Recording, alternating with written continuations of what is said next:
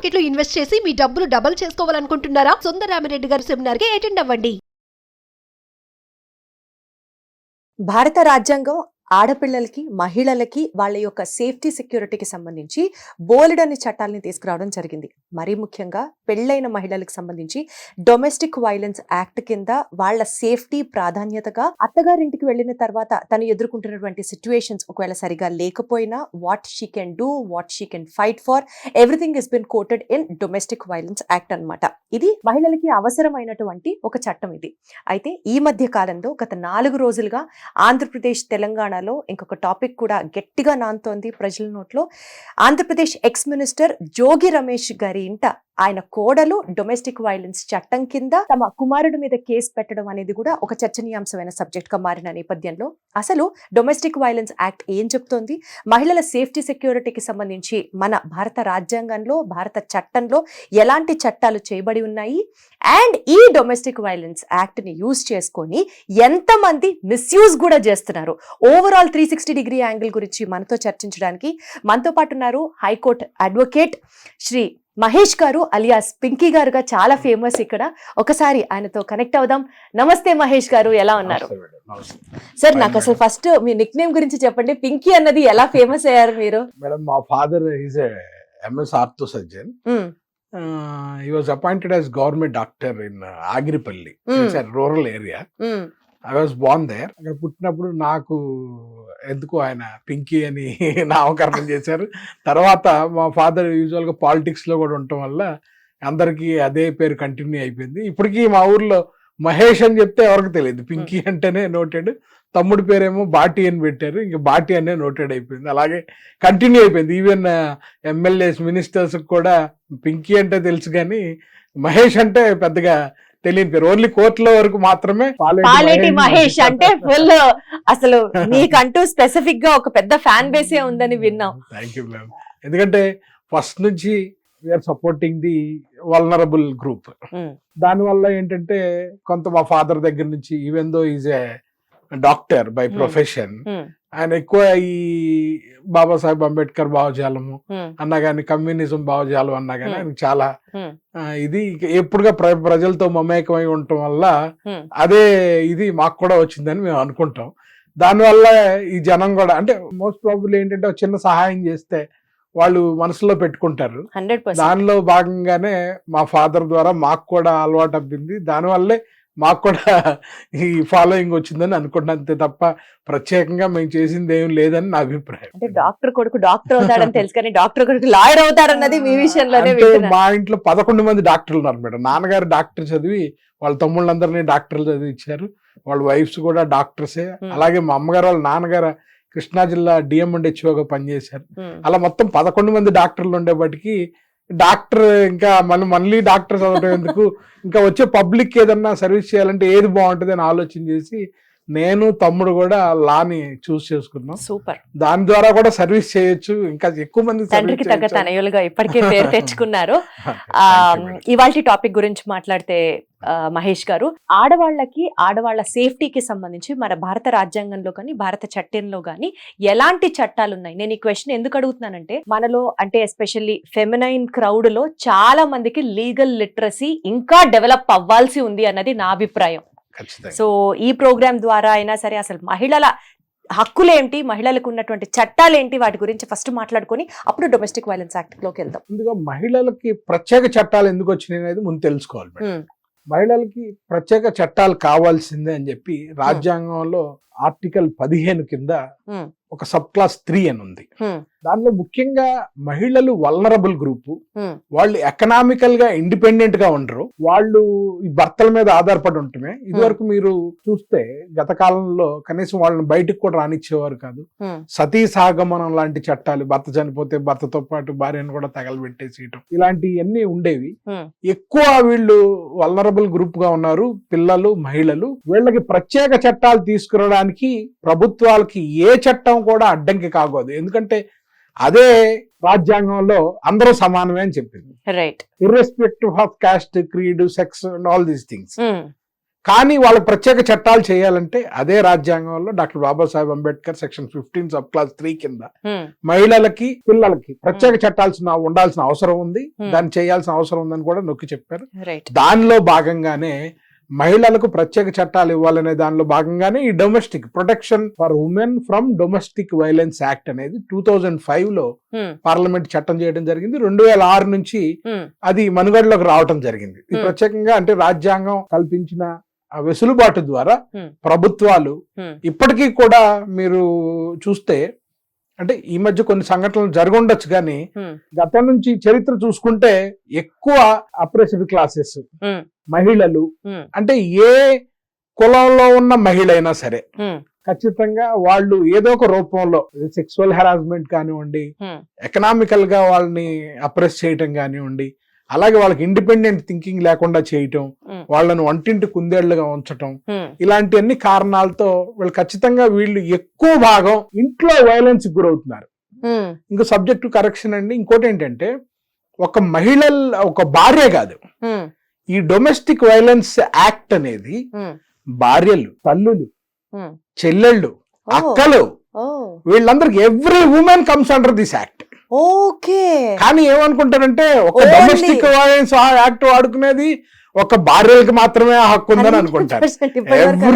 Every women in the house who are subjected to any harassment, అది mental harassment అవ్వచ్చు, physical harassment అవ్వచ్చు, sexual harassment అవ్వచ్చు, economical harassment అవ్వచ్చు, ఏ విషయమైనా సరే వాళ్ళు ఒకవేళ భర్తే కాదు, ఫాదర్ అవ్వచ్చు, బ్రదర్ అవ్వచ్చు, అంకుల్ అవ్వచ్చు, ఎవరైనా సరే ఈ డొమెస్టిక్ వైలెన్స్ యాక్ట్ ని యూజ్ చేసుకోవచ్చు. అంటే ఇది కేవలం మగవాళ్ల మీద మాత్రమే పెట్టే యాక్టా అండి, లేకపోతే ఆడవాళ్ళ? ఇది జెండర్ న్యూట్రల్ కాదు మేడం, అది మీకు యాక్ట్ లోనే ఉంది, protection of women from domestic violence. కానీ ఎక్కువ భాగం వాడేది ఎవరంటే భార్యలే. మిగతా వాళ్ళు ఎవరికి ఈ చట్టం మీద అవగాహన లేకపోవటం, ప్రభుత్వం కూడా మీరు ఈ చట్టాన్ని ఉపయోగించుకొని ప్రొటెక్షన్ పొందొచ్చు, మీరు ఏ కోర్టుకు కూడా డబ్బులు కట్టాల్సిన పని లేదు, సెక్షన్ 8 కింద ప్రొటెక్షన్ ఆఫీసర్ ని ప్రతి జిల్లాకి గవర్నమెంటే అపాయింట్ చేస్తుంది మేడం. మీరు వెళ్ళి ప్రొటెక్షన్ ఆఫీసర్ దగ్గరికి వెళ్ళి, అయ్యా నన్ను ఇంట్లో పలానా వాళ్ళు ఇబ్బంది పెడుతున్నారు, నాకు ఇబ్బంది ఉంది, మీరు చర్యలు తీసుకోమంటే ప్రొటెక్షన్ ఆఫీసరే ఒక రిపోర్ట్ రెడీ చేస్తారు. డొమెస్టిక్ వైలెన్స్ రిపోర్ట్ అని ఒకటి రెడీ చేసేసి ఆమె దగ్గరుండి ఆమె మెజిస్ట్రేట్ ముందు సెక్షన్ 12 కింద పిటిషన్ ఫైల్ చేస్తారు. అసలు మనం ఎటువంటి ఖర్చు పెట్టాల్సిన అవసరం లేదు. ఈవెన్ భార్య కాకుండా సహజీవనం చేస్తున్న వ్యక్తి కూడా ఆమె కూడా ఫిర్యాదు చేయొచ్చు. ఈ ప్రొటెక్షన్ ఆఫీసర్ ఖచ్చితంగా మహిళ కాకపోయినా సరే ప్రభుత్వ అధికారి అయి ఉంటారు. సెక్షన్ 8 కింద ప్రభుత్వం ప్రతి జిల్లాకి ఒక ప్రొటెక్షన్ ఆఫీసర్ ని అపాయింట్ చేస్తుంది. అవసరం అనుకుంటే ఇద్దరిని కూడా అపాయింట్ చేస్తుంది. మనం వెళ్ళి నేను ఇట్లా సబ్జెక్ట్ హెరాస్మెంట్ జరుగుతుంది నా మీద, ఏ హెరాస్మెంట్ అయినా సరే ఫిజికల్ మెంటల్ ఏదైనా సరే జరుగుతుంది అనగానే అవంతా కాంప్రహెన్సివ్ గా ఒక రిపోర్ట్ రెడీ చేసుకుని తీసుకెళ్లి అందరు సెక్షన్ 12 కింద మ్యాజిస్ట్రేట్ కి ఫైల్ చేస్తుంది. మొత్తం కేర్ చేసుకుంటుంది. ఏం పే చేయాల్సిన అవసరం లేదు. కానీ ఇది ఎవరికి తెలియని విషయం. భార్యలకు కూడా ఏంటంటే భర్తతో గొడవైన తర్వాత 498A కింద ఒక కేసు పెడతారు. ఒక ప్యాకేజ్ లాగా లాయర్ దగ్గరికి వెళ్ళంగానే మీరు 498A పెట్టారా, ముందు పెట్టారంటారు. నెక్స్ట్ డొమెస్టిక్ వైలెన్స్ కింద ఒక కేసు వేద్దాం, దానికి కూడా ఫీజు ఇవ్వండి అంటారు. డొమెస్టిక్ వైలెన్స్ కింద మళ్ళీ వీళ్ళే కంప్లైంట్ రాపించి ప్రొటెక్షన్ ఆఫీసర్ దగ్గర పంపిస్తే ప్రొటెక్షన్ ఆఫీసర్ చేయాల్సిందే మొత్తం, కానీ దానికి కూడా వీళ్ళు ఫీజు కలెక్ట్ చేస్తారు. మెయింటెనెన్స్ కేసు వేస్తారు, 125 CRPC కింద మెయింటెనెన్స్ కేసు వేస్తారు. ఇదంతా ఒక ప్యాకేజ్ అన్నమాట. ఈ ప్యాకేజ్ లో ఇలా నడుచుకుంటూ వెళ్ళిపోతుంది. కానీ ఇది DVC ప్రొసీడింగ్స్ అనేది ప్యూర్లీ సివిల్ రెమెడీ, దీనికి ఎవరు అసిస్టెన్స్ అవసరం లేదు. 498A కేసు పెట్టకపోయినా సరే మనం డైరెక్ట్ గా ప్రొటెక్షన్ ఆఫీసర్ దగ్గరికి వెళ్ళి నాకు ఇట్లా అన్యాయం జరిగింది. ఇంకొకటి ఏంటంటే మనం 498A కేసుల్లో కానీ వేరే కేసుల్లో కానీ మనకి ఇంటి నుంచి భర్త తరిమేస్తే వెంటనే రిలీఫ్ ఎక్కడ రాదు మనకు. అదే డొమెస్టిక్ వైలెన్స్ కేసుల్లో ఫైల్ చేసిన 15 days లోనో 2 days నుంచి 15 days లోపల మ్యాజిస్ట్రేట్ ఇంటర్మ్ ఆర్డర్ పాస్ చేయొచ్చు సెక్షన్ 13 కింద. ఏ ఇంటి నుంచి అయితే వెళ్ళగొట్టారో ఆ ఇంటిలో ఆమె ఉండే హక్కు ప్రొటెక్షన్ ఆఫీసర్ అవసరమైతే పోలీస్ అసిస్టెన్స్ తో ఆమెకి ఇప్పిస్తారు. అలాగే ఆమె ఆ ఇంట్లో ఉన్నంత కాలం ఎవరైనా కొట్టినా తిట్టినా వాళ్ళకి 1 సంవత్సరం పాటు జైలు శిక్ష వేసే అధికారం కూడా మ్యాజిస్ట్రేట్లకు ఉంది ఈ డొమెస్టిక్ వైలెన్స్ లో. అందుకనే డొమెస్టిక్ వైలెన్స్ చట్టం అంత పవర్ఫుల్ కానీ ఇది ఉపయోగించుకోవటంలో మహిళలు చాలా ఫెయిల్ అయ్యారు. ఆ చట్టం మీద అవేర్నెస్ లేకపోవటం ఒకటి, ప్రభుత్వం ప్రచారం లేకపోవటం ఒకటి, అలాగే ఎక్కడికి వెళ్ళాలి ఏం చేయాలి అనేది వీళ్ళకి అనుభవం లేకపోవడం ఒకటి. ఈవెన్ చిన్న పిల్లలు కూడా తల్లిదండ్రులు వాళ్ళని విస్మరించి వాళ్ళకి కావాల్సిన నెసెసిటీస్ చూడకపోయినా సరే వాళ్ళు ఈ యాక్ట్ కింద ఆడపిల్లలు ఖచ్చితంగా ప్రొటెక్షన్ ఆఫీసర్ని అప్రోచ్ అయితే మ్యాజిస్ట్రేట్ వాళ్ళకి ఆర్డర్ వేసే అధికారం ఉంది. ఇంకొకటి ఏంటంటే ఒకవేళ తల్లిదండ్రులు ఎవరైనా వీళ్ళని చూసుకునే ఆర్థిక స్తోమత లేకపోతే మ్యాజిస్ట్రేట్ అవసరమైతే వీళ్ళని షెల్టర్ హోమ్స్ కి పంపించి అక్కడ కావాల్సిన మెడికల్ ట్రీట్మెంట్ ఇప్పించడం గానీ వాళ్ళకి కావాల్సిన చదువు చెప్పించడం గానీ. ఇంత జరుగుతుందా సార్? అసలు ఇవన్నీ ఉన్నాయా? అసలు జరుగుతాయా? ఉన్నాయి, చట్టంలో ఉన్నాయి. మనం సక్సెస్ అయ్యామా? సక్సెస్ అవ్వలేదు, ఖచ్చితంగా సక్సెస్ అవ్వలేదు. ఎందుకంటే అసలు ముందు అమలు చేయడం పక్కన పెడితే ఇలాంటివి ఉన్నాయని చెప్పేవాళ్ళు లేరు. ఎగ్జాక్ట్లీ. ఇవాళ మీరు ఇవాళంతా అడగబట్టి కొన్ని లక్షల మంది మహిళా ప్రేక్షకులు దీన్ని చూసి తెలుసుకుంటారు, అంతేగాని ఇంతకుముందు ఈ ప్రయత్నం కూడా ఎవరు చేయలేదు. అంటే మన అందరిలో ఈ సొసైటీలో ఒక స్టిగ్మా ఉంది సార్. డొమెస్టిక్ వైలెన్స్ కేసు పెడితే ఇంటి పరువు అంతా బయటపడుతుందేమో, బజార్కి ఎక్కుతామేమో, మనమే అలా చేయడం భావ్యం కాదేమో అని ఒక స్టిగ్మా ఉంది. ఇప్పుడు గత 4 రోజులుగా మనం చూస్తుంటే ఆంధ్రప్రదేశ్ ఎక్స్ మంత్రి జోగి రమేష్ గారి కోడలు వారి మీద ఈ కేసు పెట్టడం, డొమెస్టిక్ వైలెన్స్ యాక్ట్ కింద పాపం తను 1 year పాటు హెరాస్మెంట్ ఫేస్ అవ్వడం. అంటే ఓ పెద్దింటి కుటుంబంలోనే ఒక వ్యక్తి వచ్చి ఇంత ధైర్యంగా కేసు పెడితే ఇప్పుడు అది చూసి మిగిలిన వాళ్ళందరూ మాట్లాడుకుంటూ ఈ టాపిక్ కి ఎక్కువ అందరి అటెన్షన్ డ్రా చేస్తోంది అని నేను అనుకుంటున్నాను. మీరేమంటారు సార్? సామాన్య మధ్యతరగతి పేదింటి కుటుంబాలలో మహిళలు వచ్చి డొమెస్టిక్ వైలెన్స్ కేసు పెట్టడం అనేది జనరల్ గా మీరు చూస్తూ ఉంటారా? ఖచ్చితంగా మనం ఎక్స్పెక్ట్ కూడా చేయలేం. ఉదాహరణకి కొత్తగా మా ఇంట్లో ఒక మెయిడ్ జాయిన్ అయ్యారు. ఆమె ఒకరోజు చూస్తే ఒంటి నిండా దెబ్బలు ఉన్నాయి. ఏంటమ్మా ఎందుకు ఇన్ని దెబ్బలు ఉన్నాయి ఒంటి మీద అంటే, మా ఆయన తాగొచ్చి రోజు కొడుతున్నారండి అని అంది. మరి ఎందుకమ్మా నువ్వు వెళ్ళొచ్చు కదా పోలీస్ స్టేషన్కి అంటే, నేను పోలీస్ స్టేషన్కి ఒక 10 రోజుల పాటు తిరిగితే మరి మా ఇంట్లో ఎలా జరుగుతుంది సార్? వెళ్ళంగానే పోలీస్ స్టేషన్ లో కంప్లైంట్ తీసుకోరు, కౌన్సిలింగ్ పేరు మీద ఒక 10-20 రోజులు తిప్పుతారు. జరుగుతుందా సార్ అట్లా? ఖచ్చితంగా. 498A కేసుల్లో సుప్రీంకోర్టు ఏం చెప్తుందంటే, మీరు కనీసం ఒక మీడియేషన్ చేయకుండా కౌన్సిలింగ్ చేయకుండా వాళ్ళ మీద ఎటువంటి కేసు నమోదు చేయొద్దు, వీటిలో కొన్ని ఫాల్స్ కేసులు కూడా ఉన్నాయి. అంటే ఎవరో కొంతమంది తప్పు చేశారని చట్టాన్ని మొత్తాన్ని ఆ భాష్యం ఇవ్వటం కోర్టులు కూడా కరెక్ట్ కాదు. పోలీసులు కూడా అదే భావనలో ఉన్నారు. 498A కేసు పెడితే అమ్మ ముందు మీరు కౌన్సిలింగ్ రండి అని 10 కౌన్సిలింగ్ తిప్పుతారు. అది 1 నెల 2 నెలల పాటు జరిగే విషయం. పోలీస్ స్టేషన్కి వెళ్ళాలంటేనే కొన్ని పోలీస్ స్టేషన్ లో పరిస్థితులు చూస్తున్నాం. వాళ్ళు ఏదైనా సామాన్యులు వెళ్తే వారి పరిస్థితి వేరేగా ఉంటది, డబ్బులున్న వాళ్ళు వెళ్తే వేరేగా ఉంటది అక్కడ పరిస్థితి, అక్కడ ట్రీట్మెంట్. ముందు మొగుడు తన్నే బాధ కంటే పోలీసులు వాడే భాష గురించి భయపడి వెళ్ళని వాళ్ళు చాలా మంది ఉన్నారు. అది అందరికీ తెలిసిన విషయం, మీకు కూడా తెలిసిన విషయమే. ఈ బాధలన్నీ భరించి అవసరమైతే మొగుడితో 10 టన్నులు తినడానికి రెడీగా ఉంటున్నారు. కానీ ఈ సమయాన్ని పోగొట్టుకుంటే, ఇప్పుడు వాడు తాగి తిరుగుతున్నాడు, ఈ పని చేసుకుంటేనే ఇంట్లో 2 పిల్లలకి ఆమె ఏదైనా భోజనం పెట్టుకోగలదు, ఇల్లు గడవగలదు. అలాంటి సమయంలో ఈ కంప్లైంట్ పట్టుకొని ఆమె ఎన్ని రోజుల పాటు పోలీస్ స్టేషన్ కి తిరగగలదు? వ్యవస్థ కూడా అంటే ఆమెకు తెలియకపోవడం ఒకటి.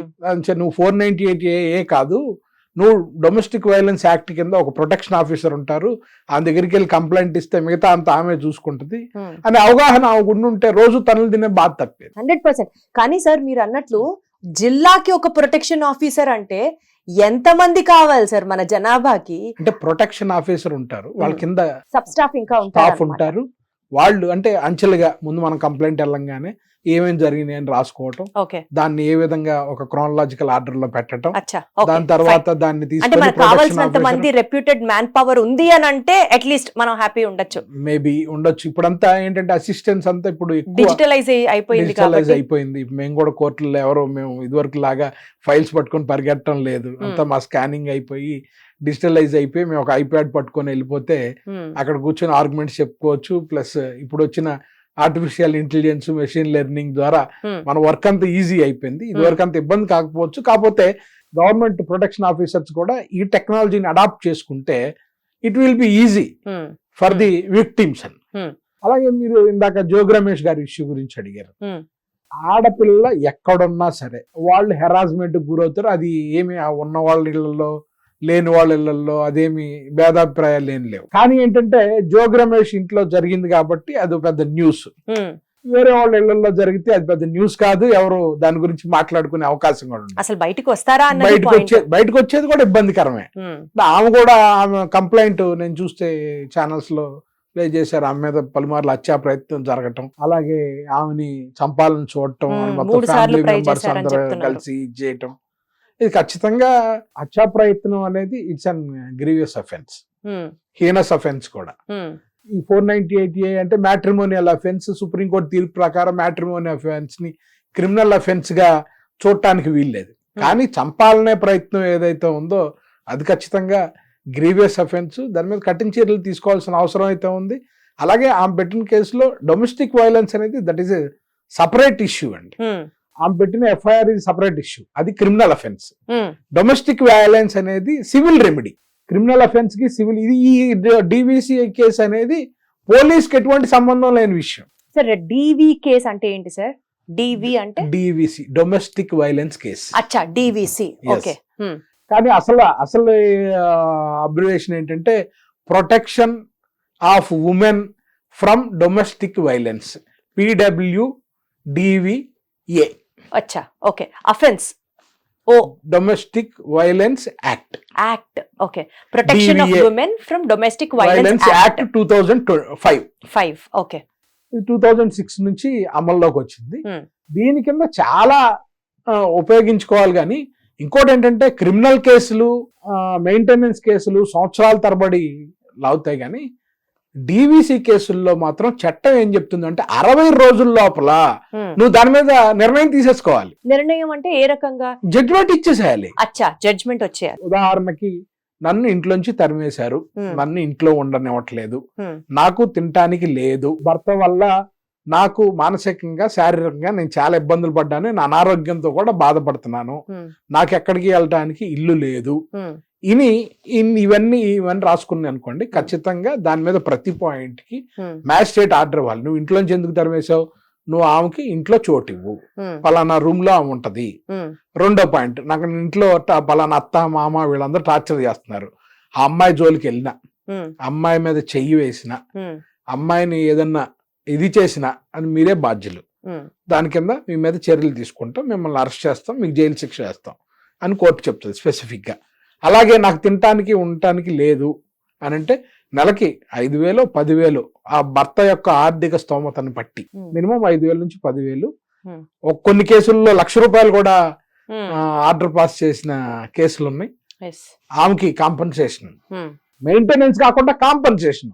ఆమె ఇప్పటి వరకు అనుభవించిన శారీరక మానసిక వేదనకి ఎంతో కొంత కాంపెన్సేషన్ ఫైనాన్సెస్ రూపంలో, కొన్ని కేసుల్లో ₹1,00,00,000 కాంపన్సేషన్ ఇచ్చిన కేసులు కూడా ఉన్నాయి. డైవర్స్ కాని పక్షాన చెప్తున్నారు మీరు, డైవర్స్ కి సంబంధం లేకుండా డొమెస్టిక్ వైలెన్స్ లో కూడా మెయింటెనెన్స్, కాంపెన్సేషన్ ఎలిజిబిలిటీ అయితే ఉంది ఆడవాళ్ళకి ఖచ్చితంగా. ఇంకోటి ఏంటంటే భర్త చనిపోయినా కూడా, భర్త చనిపోయిన భార్య కూడా అత్తవారింటి మీద వేసుకునే హక్కు ఈ చట్టంలో ఉంది. ఓ మై గాడ్, అసలు సార్ ఎంత బాగా చెప్తున్నారంటే మీరు, ఎన్ని విషయాలు సమాజానికి తెలియాలో. మీలాంటి వాళ్ళు ముందుకు రావాలి సార్, మాట్లాడాలి టాపిక్స్ గురించి. భర్త చనిపోయిన భార్య కూడా అప్పటిదాకా అత్తవారింట్లో అత్త మామలు ఇంకా అందరితో ఉండి, తర్వాత భర్త చనిపోయిన తర్వాత ఈమె వెళ్ళగొట్టబడితే, ఈమె హెరాస్మెంట్ గురైతే ఈమె కూడా ప్రొటెక్షన్ కోరచ్చు. ఈమెకి కూడా భర్త ఉన్నప్పుడే ఏ అయితే వెసులుబాట్లు ఉన్నాయో అవన్నీ కూడా కల్పించాల్సిన బాధ్యత ఆ కుటుంబానికి. పర్ఫెక్ట్. ఇవన్నీ ఎవరికి తెలియదు సార్. ఇప్పుడు సపోజ్ మీరు అన్నట్లు మెజిస్ట్రేట్ గారు చెప్పినట్లుగా తన ఆ రూమ్ లో, ఒక ఇంట్లో ఒక రూమ్ లో సేఫ్ గా ఉండడానికి రైట్ ఉంది, కంపల్సరీగా ఆర్డర్ ఇచ్చారు అనుకుందాం. ఎవరన్నా బయట వాళ్ళు వచ్చి చెక్ చేస్తూ ఉంటారా అండి తన సేఫ్టీకి సంబంధించి? For that purpose protection officer is there, appointed by the government. Right. ఇప్పుడు నీకు ఆర్డర్ వైలేషన్ జరిగింది, మీరు ప్రొటెక్షన్ ఆఫీసర్ కు ఫోన్ చేయగానే ఇమీడియట్ గా వస్తారు, వచ్చి మ్యాజిస్ట్రేట్ కి రిపోర్ట్ ఇస్తారు, ఇట్లా వైలేషన్. అది కూడా మళ్ళీ ఆ కంప్లైంట్ ఇచ్చే వాళ్ళు ఇన్ఫార్మ్ చేయాలి, ఇట్లా స్టిల్ నా మీద హెరాస్మెంట్ జరుగుతుంది. నువ్వు డైరెక్ట్ గా మ్యాజిస్ట్రేట్ ని అప్రోచ్ అవ్వచ్చు for violation of the court order, and you can approach the protection officer also. Okay and you can approach the police also because magistrate ఒక ఆర్డర్ ఇచ్చారంటే అది ఖచ్చితంగా పోలీస్ వారు కూడా ఫాలో అవ్వాల్సిందే. అవ్వాల్సిందే. పర్ఫెక్ట్. వాళ్ళు ఇచ్చినప్పుడు ఫాలో అవ్వట్లేదు అనుకోండి, పోలీసుల్ని ఆదేశిస్తారు కోర్టు, వాళ్ళని తీసుకొచ్చి అరెస్ట్ చేసి నా ముందు ప్రవేశపెట్టండి. కర్ణుడి కవచాలు ఎంత స్ట్రాంగ్, మన ఆడవాళ్ళ ప్రొటెక్షన్ కి సంబంధించి ఈ యాక్ట్ అంత సూపర్ ప్రొటెక్షన్ ని అందిస్తున్నారు. అంటే immediate relief. Perfect. DVC case should be decided with in 60 days. With in 60 days. మీరు 498 ఏవే చూసుకుంటే కనీసం 6 సంవత్సరాలు 7 సంవత్సరాల నుంచి నడుస్తున్నాయి కూడా ఉంటాయి. మెయింటెనెన్స్ కేసులు అలాగే ఉంటాయి. కానీ డివిసి కేసులో నీకు 60 days లో డిస్పోజ్ చేయాలి. డిస్పోజ్ చేయకపోతే ఇన్ని రోజుల్లో డిస్పోజ్ చేయకపోవడానికి కారణం ఏంటో కూడా మేజిస్ట్రేట్ తన ఆర్డర్లో రాయాలి. ఓకే. దానివల్ల మీకు స్పీడీ జస్టిస్ జరుగుతుంది. 100% సార్. ఇక్కడ ఏం జరుగుతుందంటే మన ఇండియాలో justice delayed is justice denied. ఈ డొమెస్టిక్ వైలెన్స్ యాక్ట్ లో మీకు 60 days లో డిస్పోజ్ అవటం వల్ల మీకు ఖచ్చితంగా న్యాయం జరుగుతుంది. సో ఆడవాళ్ళు తెలుసుకోవాల్సిన అంశాలు డొమెస్టిక్ వైలెన్స్ గురించి, డొమెస్టిక్ వైలెన్స్ యాక్ట్ గురించి చాలా క్లియర్ గా ఎక్స్ప్లెయిన్ చేశారు. సార్ ఇప్పుడు will just talk about the other side of the coin. ఈ డొమెస్టిక్ వైలెన్స్ యాక్ట్ ని ఉపయోగించుకుంటూ పాపం తప్పుడు కేసుల్ని పెట్టి మంచి వాళ్ళైనటువంటి కొన్ని సందర్భాలలో భర్తల మీద అనవసరంగా అన్యాయంగా కేసులు పెడుతున్నారు, ఈ చట్టాన్ని దుర్వినియోగించుకుంటున్నారు అని కూడా వింటూ ఉన్నాం. ఇలాంటివి కేస్ స్టడీస్ మీ దగ్గరికి ఏమైనా వచ్చాయా, ఎగ్జాంపుల్స్? ఖచ్చితంగా ఉంటాయి మేడం. ప్రతి యాక్ట్ కి కూడా ప్రతి యాక్ట్ ని మంచికి వాడుకునే వాళ్ళు ఉంటారు, చెడుకు వాడుకునే వాళ్ళు ఉంటారు. ఎస్సీ ఎస్టీ అట్రాసిటీస్ యాక్ట్ ఉదాహరణకు తీసుకుందాం. దాన్ని ఈ మధ్య పొలిటికల్ వీటి కోసం వాడుతున్న కేసులు కూడా చాలా చూసాం. దీనివల్ల మిగతా వర్గాల్లో ఏమవుతుంది, ఈ ఎస్సీ ఎస్టీ వర్గాల మీద వ్యతిరేకత భావం ఏర్పడే అవకాశం ఉంటుంది. అంత మాత్రం చట్టాన్ని తీసేయాలని అంటే కరెక్ట్ కాదు. పర్ఫెక్ట్. అంతే. అలాగే డొమెస్టిక్ వైలెన్స్ యాక్ట్ ను కూడా చెడుకు వాడుకునే వాళ్ళు ఉన్నారు. అంత మాత్రం చట్టం తప్పంటే కరెక్ట్ కాదు. ఆ చట్టం వల్ల ఒక్కరికి న్యాయం జరిగినా ఆ చట్టాన్ని రూపొందించిన రూపకర్తల యొక్క ఆలోచన సఫలీకృతమైనట్టు. 100% సార్. అగ్రీడ్. 100 మంది తప్పుడు వాళ్ళు దాన్ని ఉపయోగించుకొని లాభపడిన ఒక్క అమాయక మహిళ దానివల్ల లాభం పొందితే నిజంగా ఆ చట్టం యొక్క ఇది సక్సెస్ అయినట్టే కదా. అంటే నేను ఈ క్వశ్చన్ ఇంకోటి ఏంటంటే మేడం, ప్రతి చట్టం ఉదాహరణకు యుఏపిఏ ఉంది, జర్నలిస్టుల మీద కేసులు పెడతారు యుఏపిఏ మీద, అంటే మన వాక్ స్వాతంత్రాన్ని కట్ చేయటమే కదా. అలాగే ప్రతి చట్టం కూడా, అలాగే డొమెస్టిక్ వైలెన్స్ దానికి మినహాయింపు ఏం కాదు. డొమెస్టిక్ వైలెన్స్ ను వాడుకొని భర్తలను హెరాస్ చేసి వాళ్ళ ఆత్మహత్యలకు కారణమైన వాళ్ళు చాలా మంది ఉన్నారు. ఏంటండి దగ్గర దగ్గర ఈ సంవత్సరం 450 నుంచి 550 మంది భర్తలు చనిపోయారు, చంపబడ్డారు, ఆత్మహత్యలకి పాల్పడ్డారు. ఎక్కడ లోపం వస్తుందంటే మేడం, ఇప్పుడు ఆమె డొమెస్టిక్ వైలెన్స్ కి గురైందా లేదా అనేది ప్రొటెక్షన్ ఆఫీసరు ప్లస్ మ్యాజిస్ట్రేట్ కూడా ఇండిపెండెంట్ ఎంక్వైరీ చేయాలి. ఏ ఆర్డర్ అయినా సరే ఎవిడెన్స్ లేకుండా ఇవ్వరు. మ్యాజిస్ట్రేట్ ఇచ్చే అధికారం లేదు. రీజనింగ్ రాయాల్సిందే ఖచ్చితంగా. నువ్వు ఏ బేసిస్ మీద, ఎవరన్నా సాక్షులు వచ్చి చెప్పారా ఆమె డొమెస్టిక్ వైలెన్స్ గురైనట్టు, లేదా ఏమన్నా మెడికల్ ఎగ్జామినేషన్ జరిగిందా, మెడికల్ హిస్టరీ ఏమన్నా ఉందా, అలాగే ఏదైనా ఆధారాలు ఉంటేనే మ్యాజిస్ట్రేట్ దాని మీద ఆర్డర్స్ పాస్ చేస్తారు. అంతేగాని మనం వెళ్ళి చెప్పంగానే. సార్ కానీ ఇది నిజమో కాదో నాకు తెలియదు, ఎక్కడో విన్నాను సార్, వేరే ఏ కేసుల మీద అయినా మీరు చెప్పినట్లు ఎవిడెన్స్ బేస్డ్ జడ్జిమెంట్ ఉంటే ఉండొచ్చు గాక, డొమెస్టిక్ వైలెన్స్ కి సంబంధించి ముందు వెనక ఆలోచించకుండా ఒక మహిళ డొమెస్టిక్ వైలెన్స్ కేసు పెట్టింది అని అంటే ఇంకా అసలు ఖచ్చితంగా ఫస్ట్ యాక్షన్ తీసుకొని అప్పుడు మాట్లాడతారు అని విన్నాను. దానికి కూడా ప్రొటెక్షన్స్ ఇచ్చి వచ్చిందిగా సుప్రీంకోర్టు. సుప్రీంకోర్టు ఏం చెప్పింది, ఇదివరకు 498A కేసు పెట్టంగానే భర్తని వాళ్ళ భర్త యొక్క తల్లిదండ్రుల్ని, చుట్టాలని, ఎవరిని పడితే వాళ్ళని పెట్టేసేవాళ్ళు, ఎఫ్ఐఆర్ లో అరెస్టులు కూడా చేసేసేవాళ్ళు. ఎగ్జాక్ట్లీ. కానీ సుప్రీంకోర్టు ఏం చెప్పిందంటే, మీరు ఈ విధంగా అరెస్టులు చేయటం వల్ల ఒకవేళ భవిష్యత్తులో వాళ్ళు కలవగలిగే అవకాశం ఉన్నా సరే, అంతేగా మరి కలిసే అవకాశం ఉండదు, ఈ బంధం అక్కడితో తెగిపోతుంది. కాబట్టి మ్యాట్రిమోనియల్ అఫెన్సెస్ లో కొంత మీరు వెసులుబాటుగా ఉండండి అన్నారు. తర్వాత 498A పాటు కొన్ని 7 సంవత్సరాల శిక్ష పడే కేసులన్నీ 41A CRPC పర్వ్యూలోకి వచ్చేసినాయి. అరెస్టులు లేవు అప్పటి నుంచి. ఇప్పుడు 35(3) BNSS అంటున్నారు. కోర్టులు కూడా 498A కేసు అనగానే హైకోర్టులో రోజు చూస్తూ ఉంటాం, 35(3) ఇచ్చేసేయండి, అరెస్టులు చేయొద్దని చెప్పేస్తున్నారు. ఆ విధంగా ఒక ప్రొటెక్షన్ వచ్చింది వాళ్ళకి. రేపు పొద్దునగా ఇప్పుడు ఈ మధ్య మా జస్టిస్ లక్ష్మణరావు గారు ఎవ్రీ 498A కేసుని వెంటనే మీడియేషన్ సెంటర్ కి పంపించేస్తున్నారు. భర్తని భార్యని ఇద్దరిని పిలిపించి ఒకసారి కాకపోతే 4-5 సార్లు కౌన్సిలింగ్ ఇప్పించి అలా రోజు చాలా మంది మా హైకోర్టు మీడియేషన్ సెంటర్ లో కలిసిపోతూ వాళ్ళ ఫ్యామిలీ లైఫ్ ని లీడ్ చేస్తున్నారు.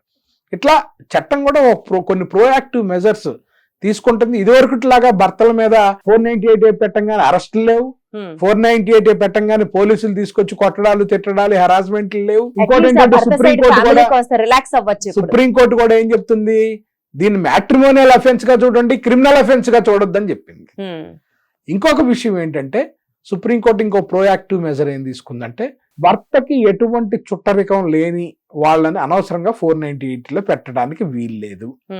తర్వాత ఇంకోటి ఏంటంటే 498Aలో ఏదో దూరపు చుట్టాలను కూడా పెడితే దాని మీద స్క్రూటినీ ఉండాలి, వాళ్ళని ఛార్జ్ షీట్లు పెట్టడానికి లేదు. ఇలా సుప్రీంకోర్టు 498A మీద కొన్ని వందల జడ్జిమెంట్స్ ఇచ్చింది.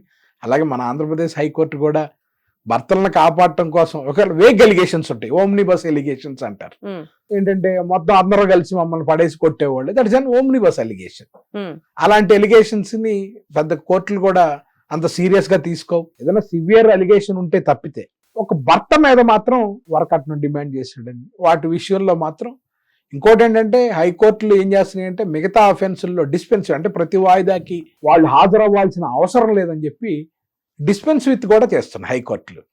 ఈ విధంగా అంటే చట్టం ఏ విధంగా చెప్తున్నా కానీ కొంత వెసులుబాటు భర్తలకు కూడా చట్టం ఇస్తుంది. కానీ డొమెస్టిక్ కేసు చూద్దాం సార్. సే ఫర్ ఎగ్జాంపుల్ ఒక వైఫ్ అండ్ హస్బెండ్ ఉన్నారు, వాళ్ళిద్దరికి మధ్యలో టర్మ్స్ సరిలేవు. సో వీళ్ళు డైవర్స్ తీసుకోవాలి అని అనుకుంటే పిల్లల మూలాన ఏదో ఒక రీజన్ వల్ల వాళ్ళు ఇంకా కలిసే ఉంటున్నారు. కానీ ఎప్పుడైనా డైవర్స్ అప్లై చేయాలి అని గనక ఆ హస్బెండ్ ముందుకు రావాలి అని అనుకుంటే వైఫ్ తిరిగి తన మీద కేసు ఎక్కడ పెడుతుందో ఈ డొమెస్టిక్ వైలెన్స్ కేసు మొత్తం పరువు పోతుంది అని హస్బెండ్ భరిస్తూ వచ్చినటువంటి ఒక కేస్ స్టడీ. సపోజ్ ఇప్పుడు మీరు మాట్లాడాల్సి వస్తే ఈ సినారియోలో domestic violence which has been as a protective act for women అది మగవాళ్ళ పాలిట శాపంలా మారే ఛాన్స్ ఉందా? అసలు రెండు డిఫరెంట్ కోణాలు మనం అసలు భయపడాల్సిన అవసరమే లేదంటారా? యాజ్ అ లాయర్ ఏం చెప్తారు? భర్త భార్య నుంచి విడాకులు కావాలంటే కొన్ని బలమైన కారణాలు చూపించాలి. ఒకటి క్రూయల్టీ, ఆమె ఇంకా అతను ఓర్చుకోలేని స్థాయిలో అతన్ని శారీరకంగా హింసించడం, కొట్టడం ఇవన్నీ చేస్తే ఆధారాలతో సహా తీసుకొని వెళ్ళి కోర్టులో ఇది చేస్తే, అలాగే తల్లిదండ్రులను కొట్టడం, తల్లిదండ్రులను హెరాస్ చేయడం, తల్లిదండ్రులతో నువ్వు ఉంటే నేను కాపురం చేయను, మనం విడి కాపురం పెట్టాలంటాం, ఇవన్నీ నీ దగ్గర ఆధారాలు, అది క్రూయల్టీ కిందకు వస్తుంది.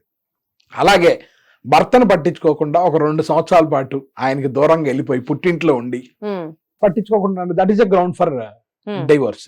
మనం ఎవరిని ఎవిడెన్స్ తీసుకురాలేదు, 2 సంవత్సరాలు నాకు దూరంగా ఉంది అని నువ్వు చూపించగలిగితే డైవర్స్ వచ్చేస్తాయి. ఇట్లా కొన్ని కారణాలు, బలమైన కారణాలు చూపించగలిగితేనే డివోర్స్ వచ్చే అవకాశం భర్తకు ఉంది. ఇదివరకంతా ప్రతి divorce petition filed by husband ఇదివరకు ఇట్లాగా కోర్టులు డిస్మిస్ చేసేయట్లేదు, చూస్తున్నాయి బలమైన కారణాలు ఉన్నాయా లేదా కావాలని భార్యను వదిలించుకోవడానికి ఇతను ఈ పిటిషన్ ఫైల్ చేశారా అనేది చూస్తున్నాయి. చాలా కేసుల్లో డైవర్స్, భర్తలకి డైవర్స్ గ్రాంట్ చేసిన ఇవి కూడా ఉన్నాయి. కానీ అదే లిబరల్ అప్రోచ్, అదే వైఫ్ ఫైల్ చేసింది అనుకోండి, వాళ్ళకి మాత్రం కొంత ఈజీగా. అంటే సార్ ఇక్కడ నా పాయింట్, మగవాళ్ళు అంటే హస్బెండ్స్ డైవోర్స్ కోసం ఫైల్ చేసే ప్రాసెస్ లో ఆడవాళ్ళు తిరిగి దానికి డొమెస్టిక్ వైలెన్స్ గనక పెడితే వాళ్ళ మీద, అప్పుడు ఈ సిచ్యువేషన్ మగవాళ్ళకి ఇంకా అది టార్చర్ గా ఉంటుందా? ఆర్ ఎల్స్ అసలు రెండు డిఫరెంట్ సెక్షన్స్ మనం you know need to consider anything అన్నది నా పాయింట్. మనం డైవర్స్ పిటిషన్ వేసిన తర్వాత, పిటిషన్ నెంబర్ అయిన తర్వాత వాళ్ళు 498A కేసు పెట్టారనుకోండి, దానికి అంత ఇంపార్టెన్స్ ఉండదు. కోర్టు కూడా నువ్వు డైవర్స్ పిటిషన్ ఫైల్ చేసిన తర్వాత మాత్రమే నువ్వు 498A కేసు పెట్టావు కాబట్టి కౌంటర్ బ్లాస్ట్ కేసు ఓకే అని కన్సిడర్ చేస్తుంది కోర్టు. సరే, ఇప్పుడు మంచిగా ఉండేటటువంటి భర్తల మీద గనక ఈ డొమెస్టిక్ వైలెన్స్ కేసు గనక పెడితే వాళ్ళు ఎలా ప్రొటెక్ట్ చేసుకోగలరు? ఇప్పుడు మహిళలకి ప్రొటెక్షన్ ఆఫీసర్ ఎలా ఉన్నారో అలా భర్తలకి కూడా ఎవరన్నా ఉంటారా? ఆ ప్రొవిజన్ ఇంకా మన ఇండియాలో లేదు. ఉదాహరణకి యునైటెడ్ కింగ్డమ్ లో చూసుకుంటే, యునైటెడ్ కింగ్డమ్ లో domestic violence act gender neutral 2021 లో ఎనాక్ట్ చేశారు దాన్ని. అది నువ్వు ఎవరైనా సరే ఇర్రెస్పెక్టివ్ ఆఫ్ జెండర్ ఎవరైనా డొమెస్టిక్ వైలెన్స్ కింద కేసు పెట్టచ్చు. యూకేలో ఉంది, అలాగే న్యూజిలాండ్ లో 2018 లో చేశారు ఫ్యామిలీ వైలెన్స్ యాక్ట్ దాని పేరు. దానిలో భర్త అయినా పెట్టుకోవచ్చు, భార్య అయినా పెట్టుకోవచ్చు, ఎవరైనా పెట్టుకోవచ్చు. ఇది కూడా జనరల్ న్యూట్రల్. అలాగే ఆస్ట్రేలియాలో ఉంది, అలాగే ఒక కెనడా, ఒకటి యునైటెడ్ స్టేట్స్ ఆఫ్ అమెరికాలో ఉంది. Gender neutral. ఎవరిని హెరాస్ చేసినా సరే ఈ డొమెస్టిక్ వైలెన్స్ కింద కేసు పెట్టుకునే అవకాశం ఉంది. మరి మన దేశంలో అయితే లేదు అన్ఫార్చునేట్లీ. అంటే ఇప్పటి వరకు ఈ రీసెంట్ ఇయర్స్ లో తప్పితే అంతకు ముందు మహిళలు అసలు కేసు పెట్టడానికే బయటకు వచ్చేవాళ్ళు కాదు. ఇక దొంగ కేసులు పెట్టే అవకాశం ఎక్కడుంది? ఈ ట్రెండ్ అంతా ఇప్పుడు స్టార్ట్ అయింది. మరి ఇప్పుడు మగవాళ్ళ మంచి భర్తలకి ఏంటి సార్ సేఫ్టీ? మరి అంటే దీంట్లో కూడా మనం చట్టాన్ని ఎంత బాగా వాడుకుంటే, నిజంగా చట్టం తెలిసిన వాడి దగ్గరికి సలహా కోసం భర్త వెళ్ళగలిగితే అతనికి కూడా చాలా ప్రొటెక్షన్స్ ఉన్నాయి. ఒకటి, ఆ అమ్మాయి పెట్టిన తప్పుడు కంప్లైంట్ అని నువ్వు ప్రూవ్ చేయగలిగితే ఆ అమ్మాయి మీద నువ్వు క్రిమినల్ కేసు పెట్టుకునే అధికారం ఉంది. తప్పుడు కేసు పెట్టినందుకు క్రిమినల్ కేసు పెట్టుకోవచ్చు. 2, నీ పరువు తీసినందుకు డిఫమేషన్ కేసు వేసుకోవచ్చు. అంటే భార్య అయినా సరే డిఫమేషన్ కేసు వేసుకోవచ్చు. నిన్ను మా సమాజంలో నిన్ను ఒక దోషిగా చూపించి నిన్ను హెరాస్ చేసి, మెంటల్ గా ఫిజికల్ గా హెరాస్మెంట్ చేసి కేసులు పెట్టి కోర్టులకు తిప్పి ఇదంతా చేసినందుకు నువ్వు కాంపన్సేషన్ కూడా సివిల్ సూట్ వేసుకోవచ్చు. అలాగే ఇదివరకులాగా మహిళలకి అంత వెసులుబాటు వెళ్ళదు. ఖచ్చితంగా నువ్వు ఏదన్నా స్టబన్ ఎలిగేషన్స్ ఉంటేనే, సివియర్ ఎలిగేషన్స్ ఉంటేనే తప్ప నువ్వేదో నన్ను హెరాస్ చేస్తున్నారు, నన్ను వర్కట్ను అడుగుతున్నారు అంటే ఆ కేసులు నిలబడే అవకాశం కూడా లేదు. ఎదురు ఆ కేసు కొట్టేస్తే మళ్ళీ వీళ్ళ మీద భర్తలు కేసు పెట్టుకోవడానికి అవకాశం ఉంది. మాలీషియస్ ప్రాసిక్యూషన్ అంటారు దీన్ని.